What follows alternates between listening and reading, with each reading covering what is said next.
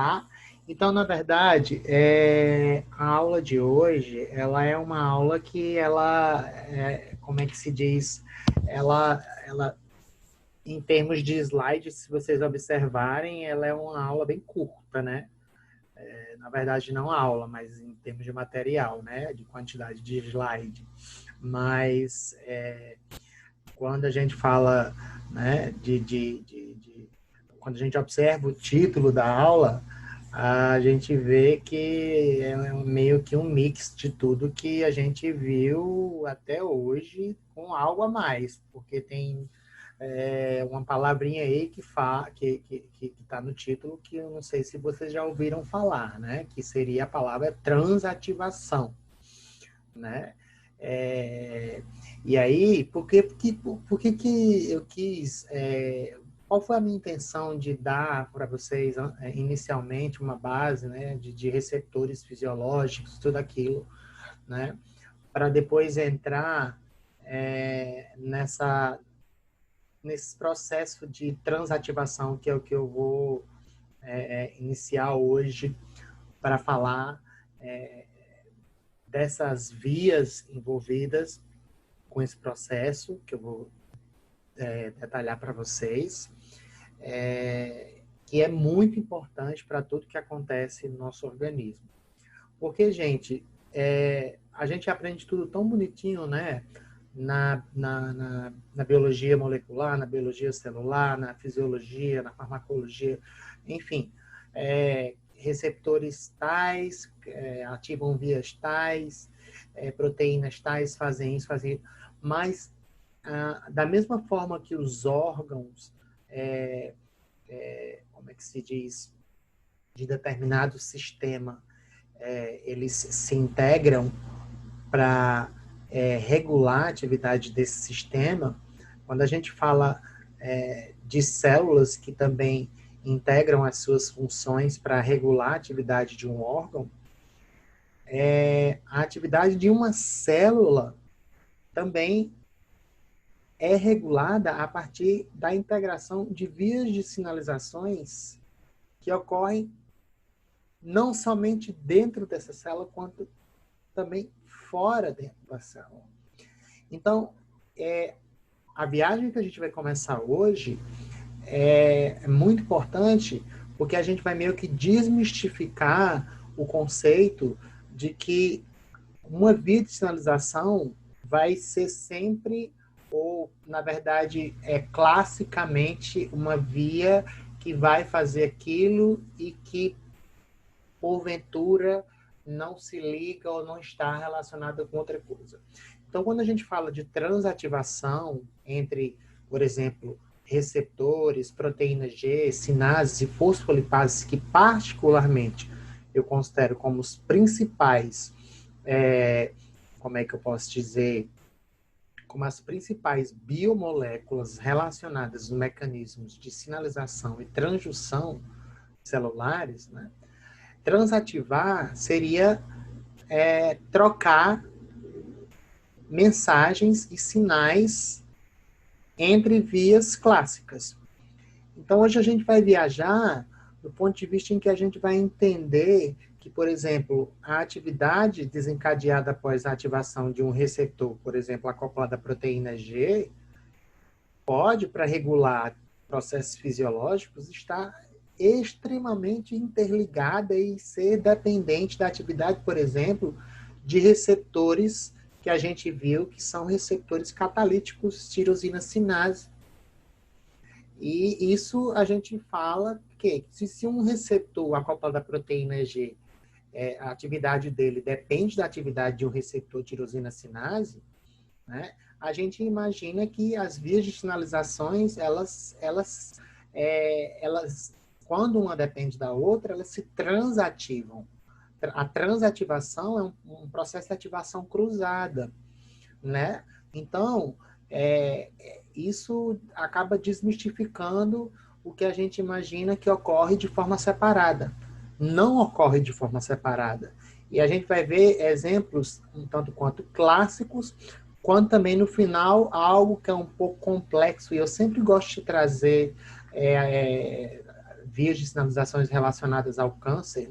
Inclusive, eu trouxe uma revisão da Nature e hoje eu posso até mandar para quem estiver interessado em ler, eu achei bem interessante, que mostra processos muito complexos que envolvem biomoléculas, receptores e, como é que se diz, sinases e fosfolipases que a gente estudou de forma tão simples, mas que se tornam complexas quando a gente vê que é tudo muito, muito, muito, muito, muito interligado uma coisa com a outra. Mas aí, para que a gente comece a falar sobre o que eu tenho para falar hoje para vocês, e espero que eu consiga trazer para vocês algo novo, que vocês gostem, que vocês aprendam algo novo hoje, né? Para que a gente consiga entender, na verdade, né, esse processo de transativação, é importante que a gente fale um pouco sobre as fosfolipases, porque até hoje a gente falou muito de sinase. A gente falou de fosfolipase, sim, mas a gente meio que só entendeu o fato da fosfolipase fazer quebra de lipídio, ou de fosfolipídio. Mas, diferentemente das sinases, que quando são ativadas necessariamente, né, na maioria das vezes, ou não diria na maioria das vezes, necessariamente o substrato das sinases serão fosforilados, as fosfolipases, elas vão promover, né, reações que podem diferir do ponto de vista tanto de substrato, quanto também do que vai ser produzido.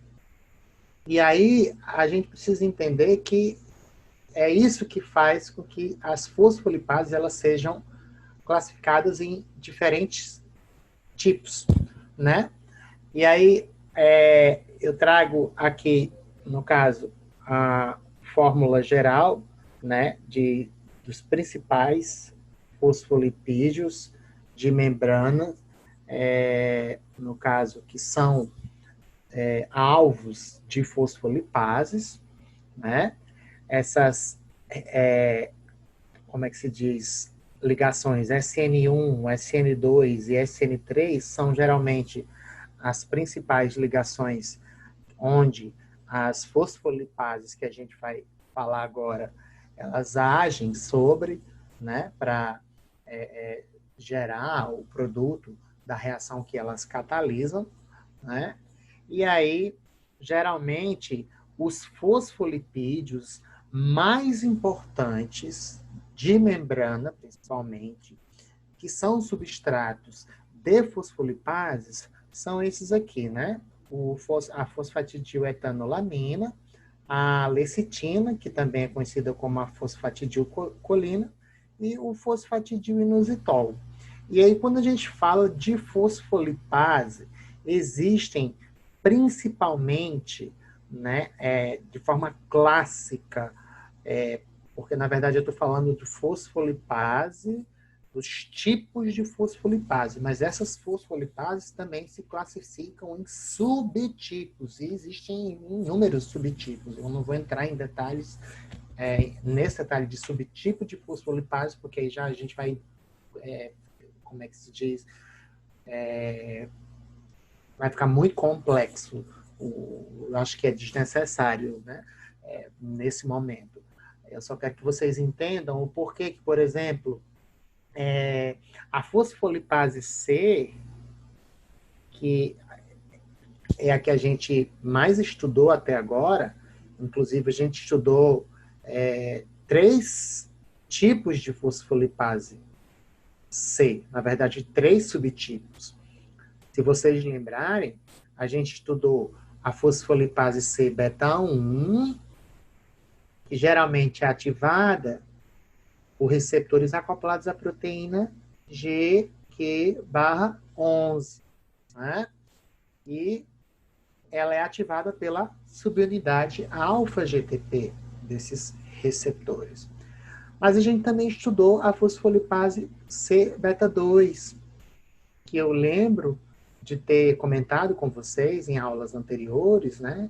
Não está falando de receptores, que em células que não sejam neurônios ou cardiomiócitos, receptores acoplados à proteína G I/O, a subunidade beta-gama desses receptores ativa a fosfolipase C beta 2, e essa fosfolipase C beta 2 vai fazer a mesma coisa que a fosfolipase C beta 1, só que em células que não sejam neurônios nem cardiomiócitos. Então, a gente já falou, né, da fosfolipase C beta 1, da C beta 2 relacionada à atividade de receptores acoplados à proteína G. Nós também falamos da fosfolipase C gama. Quando? Quando a gente falou de receptores tirosina sinase. Inclusive, eu falei para vocês que a fosfolipase C gama, que é ativada, como é que se diz, quando, por exemplo, alguns tipos de receptores tirosina sinase são ativados por fatores de crescimento, essa fosfolipase C gama, ela pode aumentar os níveis de cálcio e, em algumas situações, esses níveis aumentados de cálcio, fisiopatologicamente, estão envolvidos, né, na fisiopatologia, como eu já falei, do câncer. Né? O cálcio, ele pode, né, aumentar em suas concentrações citosólicas acima do normal, podem contribuir para uma proliferação exacerbada, né, das células, como também para a ativação de moléculas que intracelularmente podem participar da ativação da transcrição de genes envolvidos, né, na resistência à apoptose e aumento da proliferação celular, o que, em parte, contribui para o desenvolvimento de neoplasias. Então, as fosfolipases da classe C, que a gente já estudou, né, na maioria das vezes, a região que elas, como é que se diz, clivam. Só um momento, gente.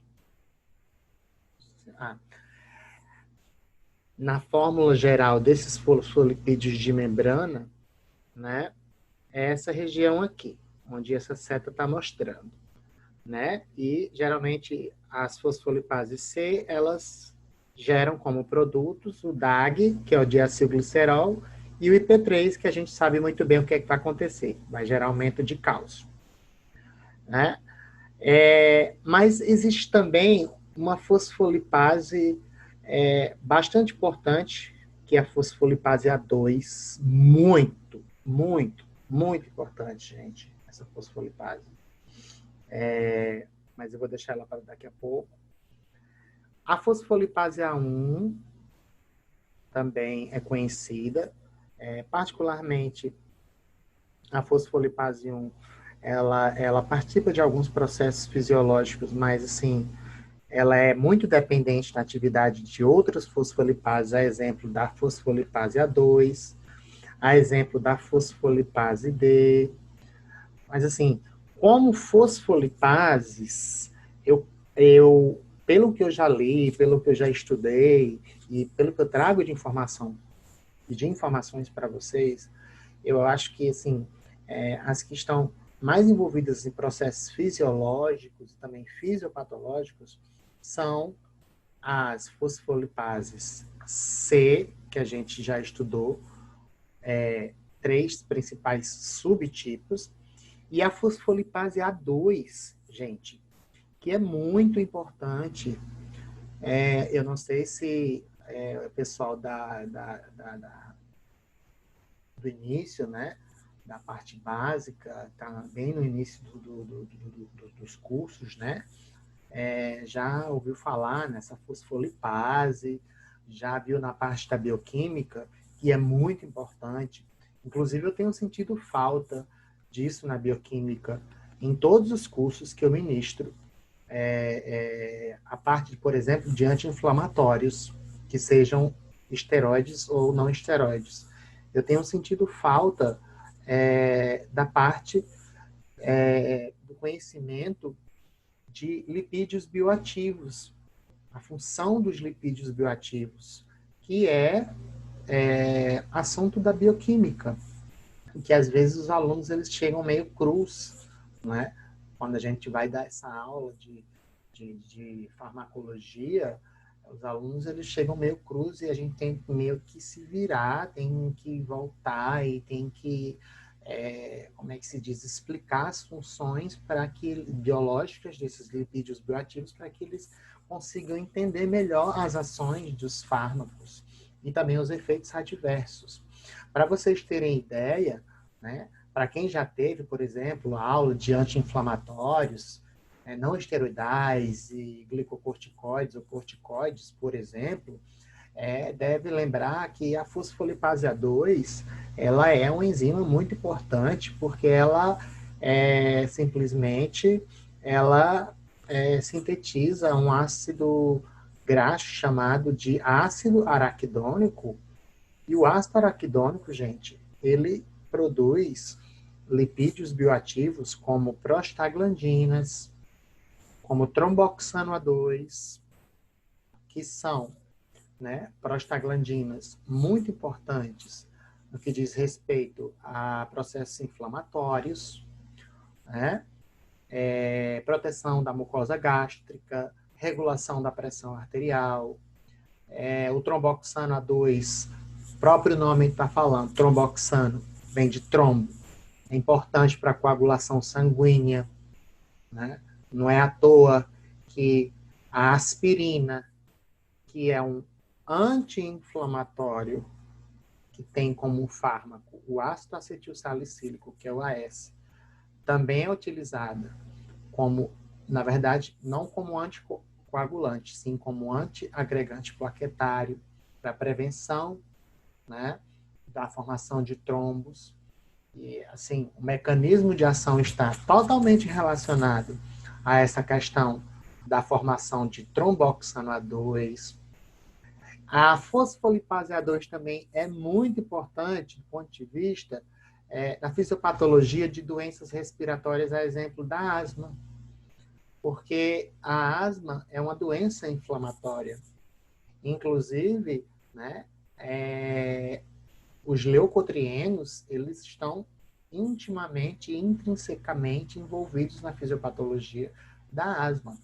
E os leucotrienos, eles são produtos, né, oriundos da, como é que se diz, conversão do ácido araquidônico em leucotrienos por determinadas enzimas. Só que não existisse a fosfolipase A2 para fazer, ou seja, para sintetizar o ácido araquidônico, não existiriam esses leucotrienos. Ah, mas isso seria maravilhoso porque não existiria a asma. Tudo bem, mas os leucotrienos, eles não existem somente na fisiopatologia, eles também participam de processos fisiológicos. Então, assim, do ponto de vista fisiológico, a fosfolipase A2 é muito importante, mas também do ponto de vista fisiopatológico, ela é mais importante ainda, porque ela tanto serve como alvo para o tratamento de inúmeras doenças, principalmente aquelas que são relacionadas, como é que se diz, à inflamação, né? Ou, como é que se diz, a atividade imunossupressora de alguns fármacos, né? E também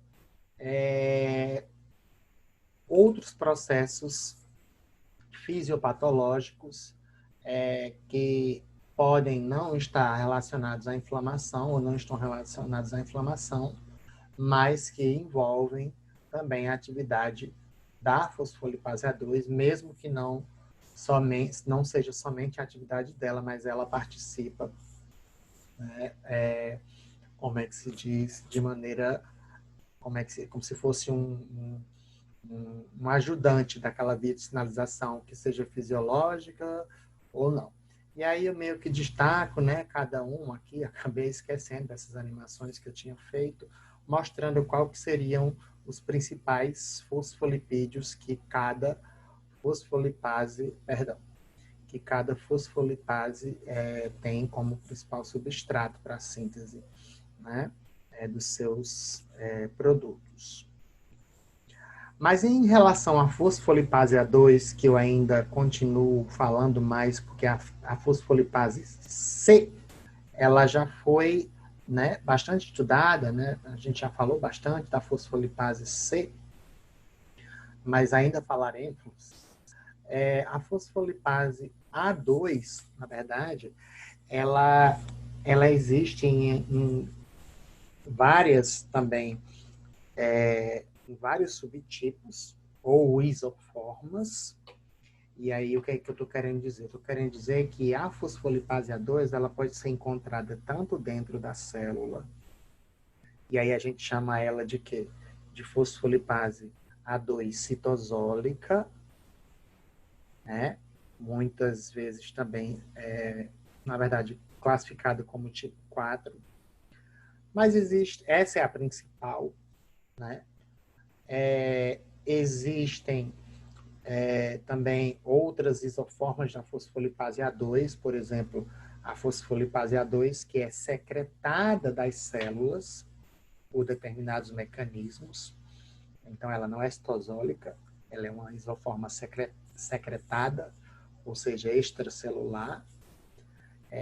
Existe uma outra isoforma da fosfolipase A2 que é induzida por mecanismos intracelulares, como é que se diz? Enfim, mas a fosfolipase, a isoforma que, assim, do ponto de vista tanto fisiológico quanto fisiopatológico, que, assim, ao meu ver, a mais importante é a citosólica, né? E aí, se eu trago, assim, alguns exemplos, né, de efeitos que a fosfolipase A2 ela pode, através das suas ações, participar da regulação, né? No caso, por exemplo, a fosfolipase A2 ela pode regular a atividade das plaquetas, a gente vai falar sobre isso, né? Inclusive da degranulação plaquetária, né? As plaquetas que têm grânulos que armazenam tanto o tromboxano A2, armazenam trombina e também o ADP, né? A atividade da fosfolipase A2 é importante para a ação da trombina, quanto também para a ação do tromboxano A2, quanto também para a ação do ADP, quando a gente precisa que as nossas plaquetas elas agreguem para depois a cascata de coagulação para que ela seja ativada, né? A ação, por exemplo, do sistema complemento também, a fosfolipase A2 ela pode participar da regulação, não vou entrar muito em detalhes, né? A atividade, por exemplo, da bradicinina nos fibroblastos, né? Ela também participa, tem função na regulação na reação, por exemplo, do antígeno, anticorpo, por exemplo, nos mastócitos, e nos processos de lesão celular em geral, né? E aí, como eu já falei para vocês, no caso, essa enzima, a fosfolipase A2, ela catalisa, né, a síntese do ácido araquidônico, né, que é um substrato para a formação de lipídios bioativos, que a gente classifica como eicosanoides, que são prostaglandinas e leucotrienos, né? Muito importantes, que muita gente acha que estão envolvidos somente nos processos inflamatórios e imunológicos, mas não, né? As prostaglandinas têm funções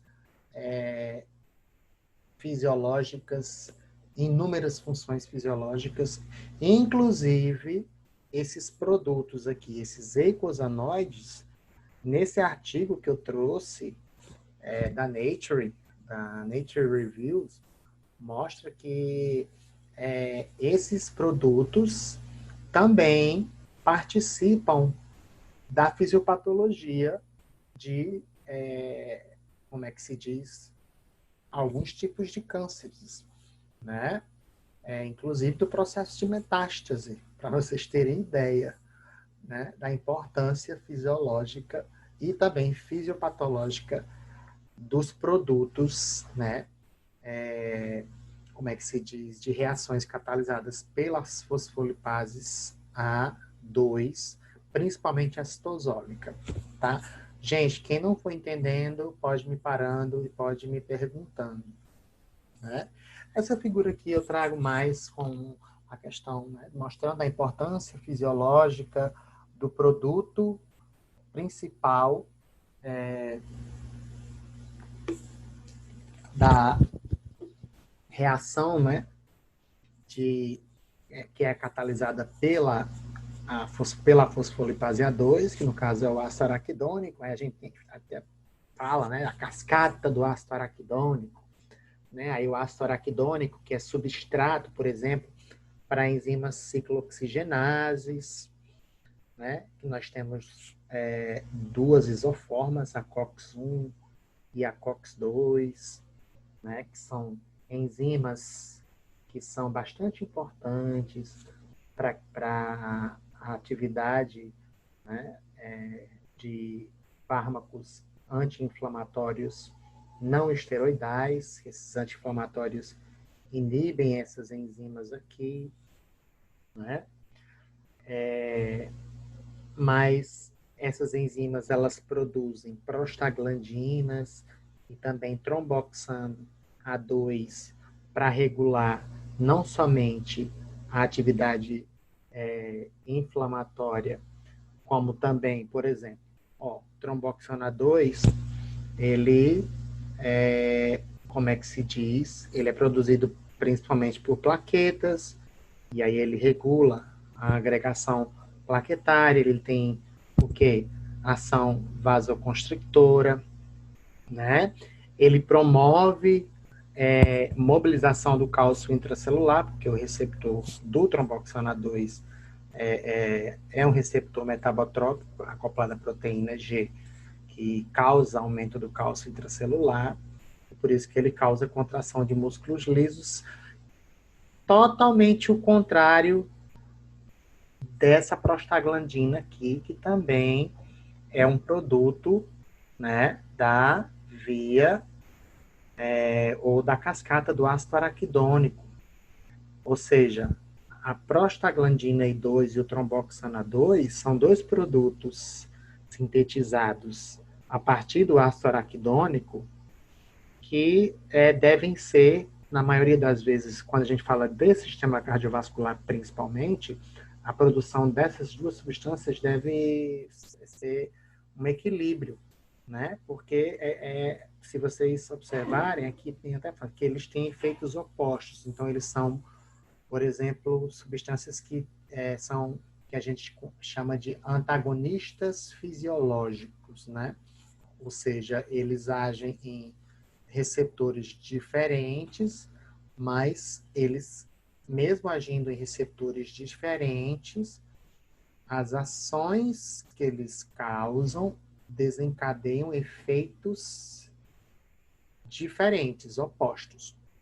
E aí, esse fenômeno a gente chama de antagonismo fisiológico, né? E aí, quando a gente fala dos leucotrienos, né? O LTD4, principalmente, esse daqui, está bastante envolvido lá na fisiopatologia da asma, né? De doenças respiratórias. Enfim, existem até fármacos que são antileucotrienos, e esses fármacos, eles são utilizados, né, no tratamento, por exemplo, de crises asmáticas, no caso.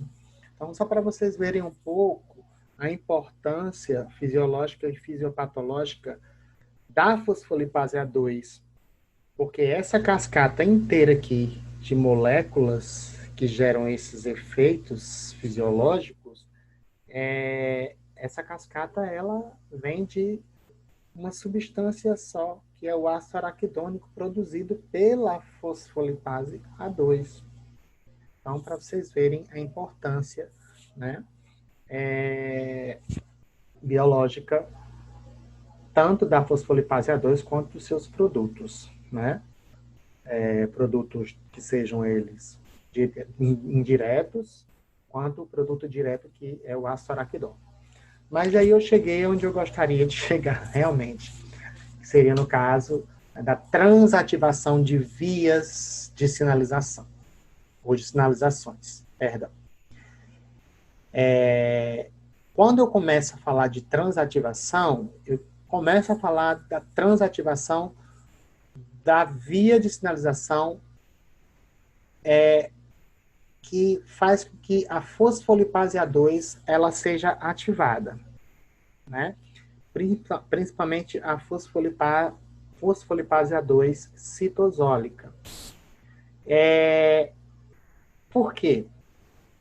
Porque se a gente observar, essa fosfolipase A2 aqui, citosólica, aqui no cantinho dela, e ela pode simplesmente pegar esses fosfolipídios de membrana, sintetizar o ácido araquidônico e produzir um montão de coisa que a gente já viu no slide anterior, mas lógico que para isso ela precisa de um estímulo. Mas que estímulo é esse? Aí vai depender da célula. Se a célula é uma célula inflamatória, por exemplo, o macrófago, né? Se a célula é uma plaqueta, se a célula é uma célula endotelial, se a célula é uma célula estromal, né? Se a célula, por exemplo, é uma célula, como é que se diz, maligna, ou seja, célula tumoral, perdão, né? Tudo isso vai depender da célula, né? O estímulo que vai fazer com que a fosfolipase A2 ela seja ativada, ou os estímulos, eles vão depender da localização, né, dessa fosfolipase A2. Mas, se a gente observar, ó, grande parte, se não todos esses estímulos, a gente já viu como que eles podem ser, como é que se diz, como é que esses mensageiros intracelulares, como o cálcio, como o complexo cálcio-calmodulina, né? Como a subunidade beta-gama da proteína GIGO, que eu também não havia falado, que ela pode ativar a fosfolipase A2. Só que muita gente me diz, mas e aí você confundiu tudo, porque você disse que a subunidade beta-gama da proteína GIGO ativa ou canais de potássio em neurônios e cardiomiócitos, ou a fosfolipase C beta 2 em outras células. Tá, mas se ela ativar a fosfolipase C beta 2, o que é que vai acontecer depois? Ativação da PKC. PKC faz com que haja o quê? Aumento do cálcio. Se aumenta cálcio, olha aqui, ó, cálcio pode ativar fosfolipase A2. Então, o que eu estou querendo que vocês entendam, gente, e que eu não mostrei, é que o que vem antes para que tudo isso daqui que eu estou mostrando seja produzido dentro da célula, a gente já estudou. E a gente está vendo que isso pode estar relacionado à transativação de uma via que, a princípio, pode parecer simples, porque essa fosfolipase A2 vai gerar apenas um produto que é o ácido araquidônico, mas que esse produto vai ser simplesmente substrato para geração de inúmeras, como é que se diz, biomoléculas que podem atuar no nosso organismo de maneira fisiológica quanto também fisiopatológica. Então, quando eu falo de transativação de vias de sinalizações, eu falo justamente disso. Eu falo de uma via ou de vias que antes a gente imaginava que eram vias de sinalizações que, particularmente, por exemplo, quando a gente falava da via no aumento do cálcio na célula muscular lisa, a gente imaginava que esse aumento do cálcio iria só fazer contração. Mas será que se esse aumento do cálcio numa célula muscular lisa ativar a fosfolipase A2 não vai promover alguma coisa também? Ué, mas existe fosfolipase A2 em célula muscular lisa? Existe. Existe. E a gente também vai ver, inclusive já dei um preâmbulo disso na semana passada, existe fosfolipase A2 também em células endoteliais. E o aumento do cálcio pode ativar essa fosfolipase A2. Então, o que eu estou querendo falar para vocês explicar, tentar fazer com que vocês entendam é isso. Que uma via de sinalização está interligada à outra, que pode estar interligada à outra, e essa intercomunicação é o que a gente chama de transativação. E isso, é muito importante para a regulação de inúmeros processos fisiológicos e também fisiopatológicos, tá, gente? Vou caminhando e quem tiver dúvidas, como é que se diz, quiser comentar alguma coisa, pode me parar, tá? Perdão. Então, vamos começar a falar, mais uma vez, desse processo de transativação, agora de uma maneira mais um pouquinho detalhada, né? Então, vamos supor que a gente tem a ativação de um determinado receptor. E aí, de acordo com com as moléculas que são ativadas após esse receptor ser estimulado, a gente já imagina que esse receptor seja um receptor acoplado à proteína G. Não, professor, porque isso aqui é o quê? É uma fosfolipase C, mas ele não está dizendo qual é. Ela pode ser uma fosfolipase C beta 1, beta 2, mas também pode ser uma fosfolipase C gama.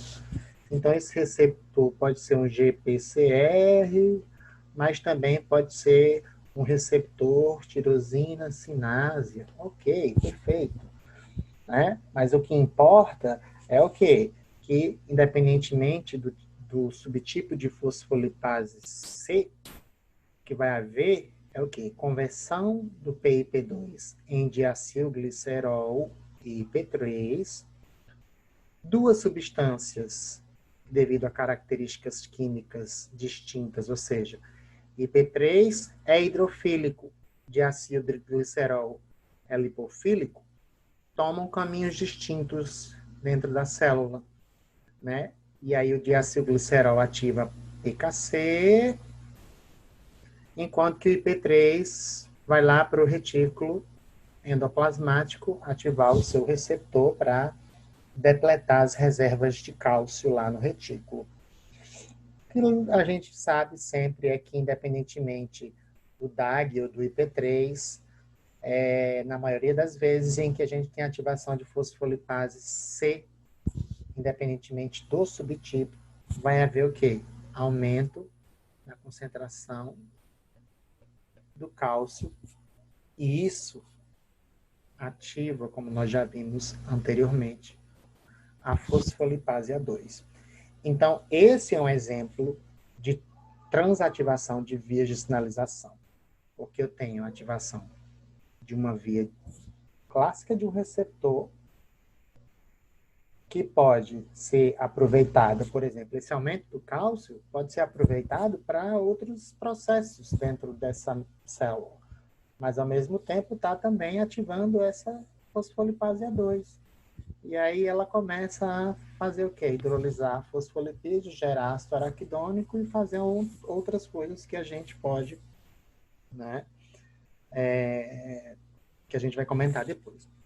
Mas o principal estímulo para a ativação da fosfolipase A2 é o aumento do cálcio citosólico, falando da fosfolipase A2 citosólica, tá?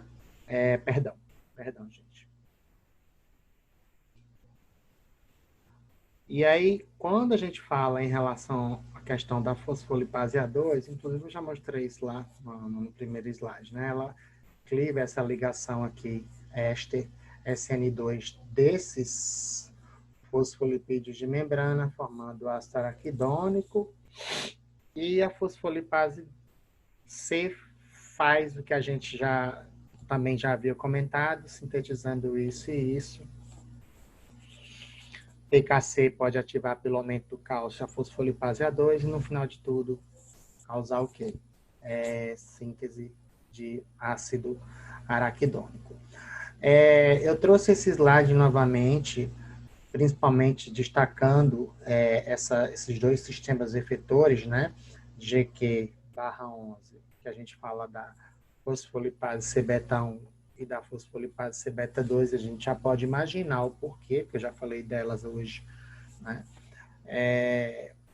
Para que a gente já também imagine que a gente vai precisar desses sistemas para entender esses processos, essas vias de transativação na regulação, como é que eu posso dizer, de algumas situações fisiológicas e fisiopatológicas, tá? Quer dizer que o sistema da adenililciclase, da proteína G estimulatória também não está envolvida nesse processo? Não pode estar envolvida, mas na maioria das vezes, né? Como a gente sabe que a ativação de fosfolipase C é mais, como é que se diz, diretamente envolvida com o aumento do cálcio, né? Vamos falar mais desse tipo aqui, né? De molécula, porque é a ação desse sistema aqui que efetuou adenililciclase, é muito peculiar. Eu realmente já vi receptores acoplados a proteínas G estimulatórias sendo ativados e, consequentemente, promovendo a ativação de fosfolipase A2, mas isso é muito raro e também é uma transativação muito complexa que eu achei que não fosse, que não encaixasse na aula de hoje. Tá? E aí, só para a gente ver, lembrar lá daquilo tudo, acho que até já mostrei essa figura para vocês, né? O que a fosfolipase faz, né? Que vai fazer com que haja o que? Aumento do cálcio citosólico, o cálcio vai, junto com o diacilgliceral, ativar a PKC, PKC fosforila canal de cálcio, aumento do cálcio, enfim. Esse aumento do cálcio é o que a gente visa para entender,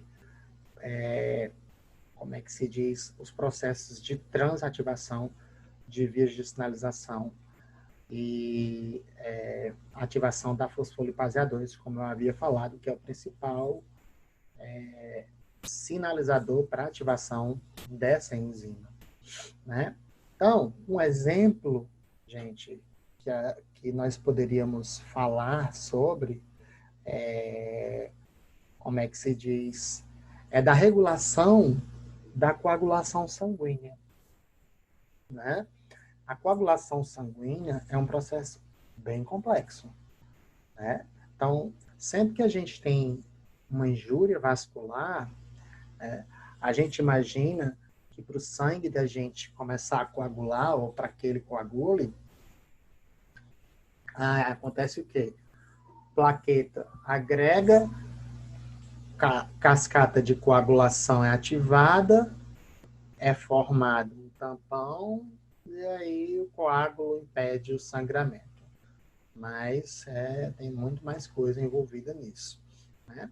O que a gente está vendo aqui, na verdade, é que realmente é necessário que haja agregação plaquetária para a formação de um coágulo, né?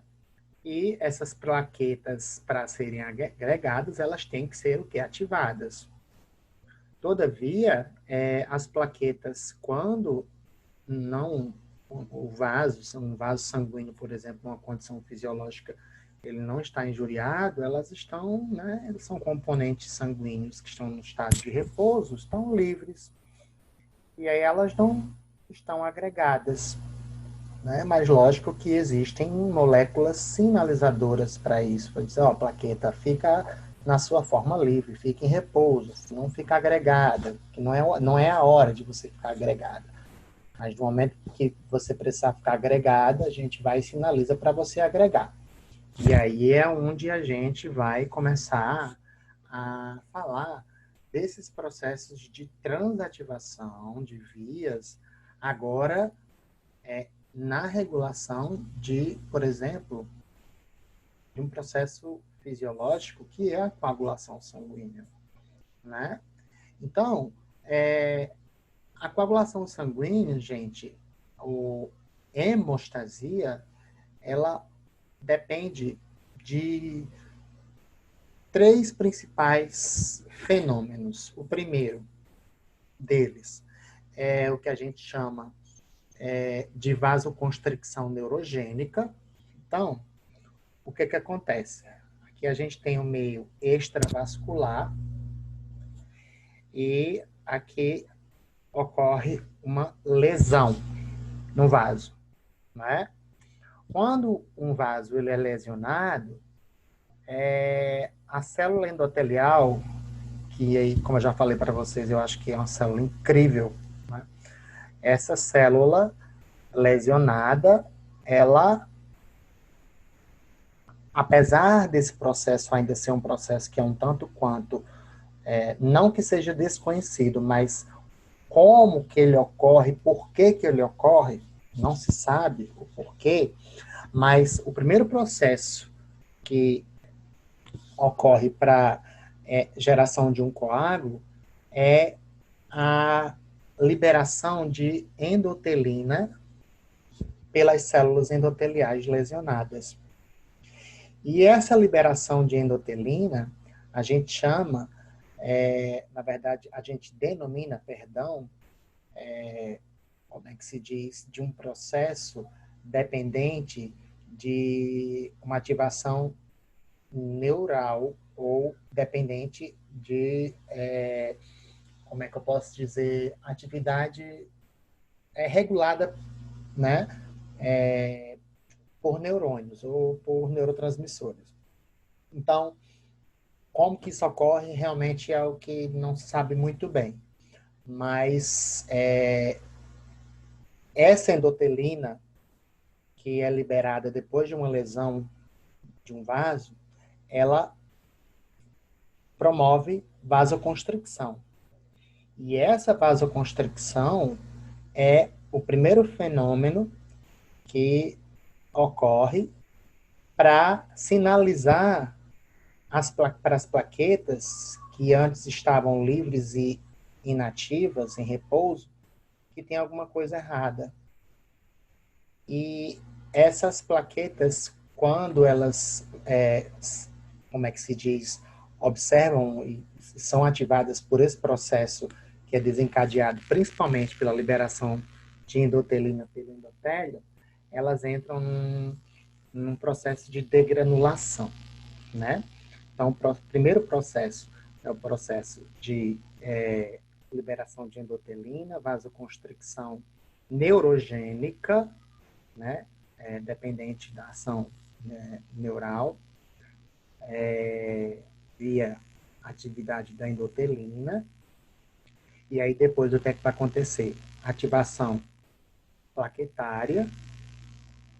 E essa, por exemplo, uma plaqueta, esse processo número 2, que estava antes em repouso, ela tem vesículas que armazenam, né, grânulos compostos principalmente por substâncias que a gente conhece como TXA2, que é o tromboxano A2, o ADP e a trombina.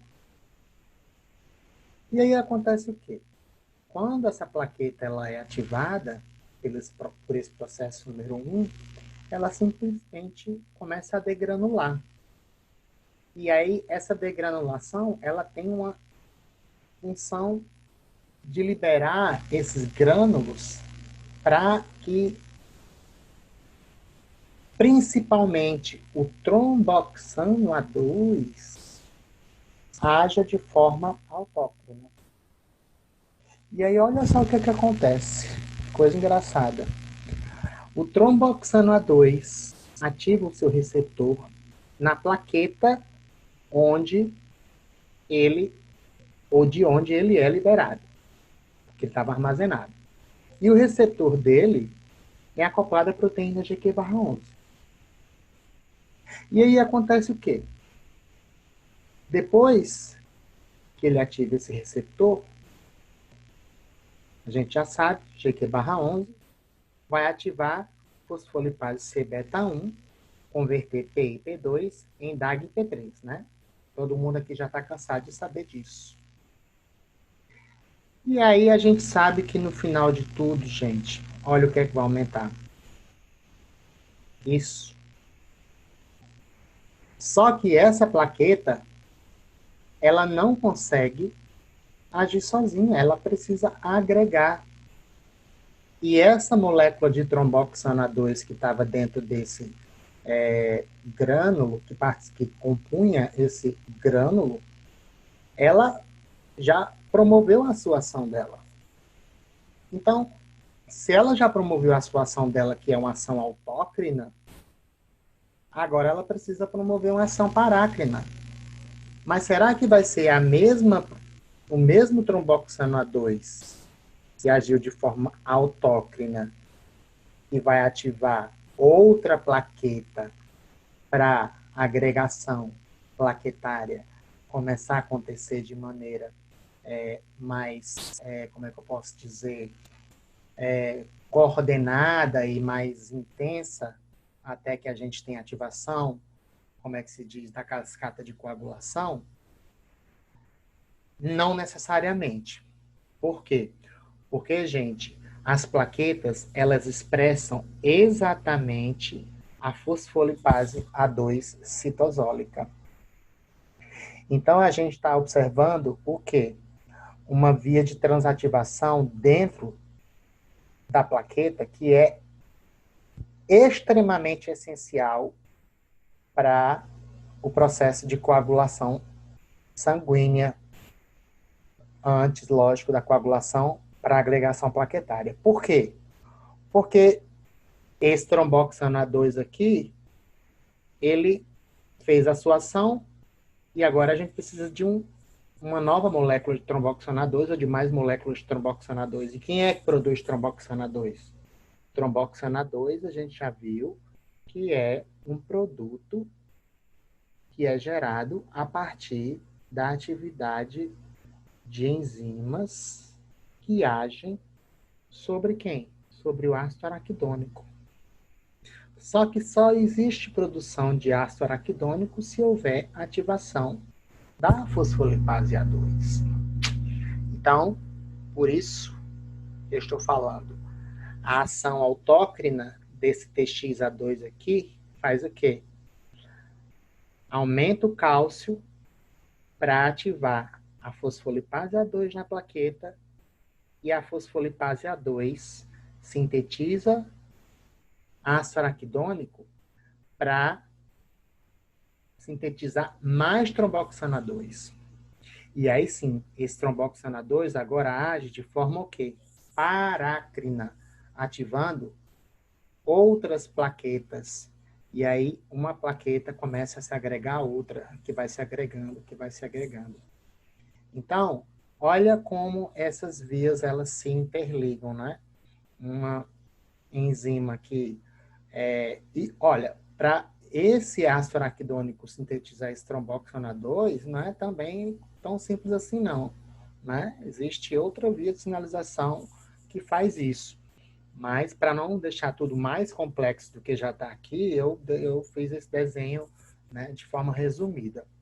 Mas o que eu queria que vocês entendessem é que uma ação autócrina de uma substância pode, né, desencadear a transativação de vias para geração da mesma substância que vai agora agir de forma parácrina. Então, para vocês verem a importância de transativação de vias, principalmente quando a gente fala de processos fisiológicos, e essa transativação dessas vias é importante para que a gente tenha a ação de biomoléculas, né?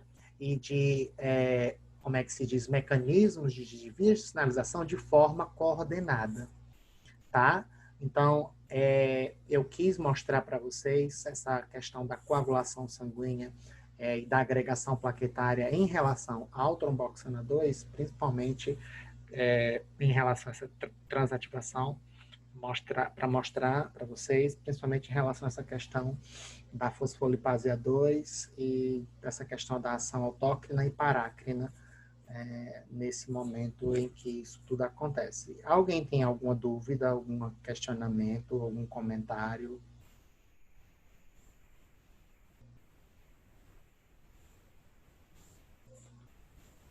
Posso passar, gente? Pode. Gente, eu acho que agora chegou a hora da gente começar o nosso intervalo, que já são 7 horas, né? Então, eu vou dar 15 minutinhos de intervalo para vocês, e aí a gente volta daqui a pouco, tá? São 7h03, 7h18, a gente retorna, beleza, gente? Eu vou parar de gravar aqui,